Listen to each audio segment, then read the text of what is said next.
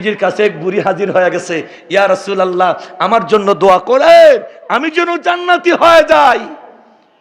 নবী বলেন, বুড়ি জান্নাতে যাইতে পারবে না, কালো মানুষ জান্নাতে যাবে না। বলেন না, কালো মানুষ জান্নাতে যাবে না। ফ্যান যদি চলে একটু সাইডা দিন। কালো মানুষ জান্নাতে যাবে না, বুড়া মানুষ জান্নাতে যাবে না। আপনারা বলেন, এখন আপনারা যারা বৃদ্ধ হয়েছেন অথবা কালো যারা আছেন, আপনাদের জান্নাতে যাওয়ার ইচ্ছা আসেনি? মাতুন্যা আর একটু জোরে কন্যা। আপনি যে মাত্র আল্লাহর পয়গম্বর বলেন বুড়ি জান্নাতে যাবে না, বুড়িমা সওয়াল করে, হুজুর আমার জন্য দোয়া করেন, কেমনে জান্নাতি হই? আল্লাহ নবী জানা দিলেন, বুড়িমা আমার বুড়ি জান্নাতে যাবে না, কালো মানুষ জান্নাতে যাবে না। এবার বুড়ি বড় হয়রান হয়ে গেছে, এখন কি করবে? শুধু কান্দে আর কান্দে।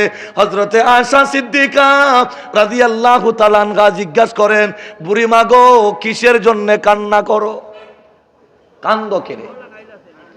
বুড়ি কয়, নবীর কাছে দোয়া চেয়েছিলাম। নবীজি বলছেন, বুড়াও জান্নাতে যাইতো না, কালো মানুষ। কথা বলেন না ভাই, কালো মানুষও জান্নাতে। এখন রসুল যে কইছেন সত্য না মিথ্যা? আরো জোরে খান, আর একটু জোরে খান। আপনি যে মাত্র হযরত আয়েশা সিদ্দিকা রাদিয়াল্লাহু তাআলা আনহা জিজ্ঞাসা করেন, ইয়া রাসূলুল্লাহ, আল্লাহ নবী গো,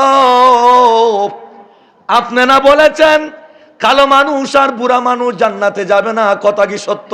পয়গম্বর জবাব দিলেন, ওগো আয়েশা, কিয়ামতের কঠিন ময়দানে আমার উম্মতেরা যখন জান্নাতে যাবে, কালো থাকবে না, বুড়া থাকবে না, নবী ইউসুফের মতন সুন্দর হইয়া আল্লাহর তৈরি জান্নাতে প্রবেশ করবে। জোরে কোন সুবহানাল্লাহ।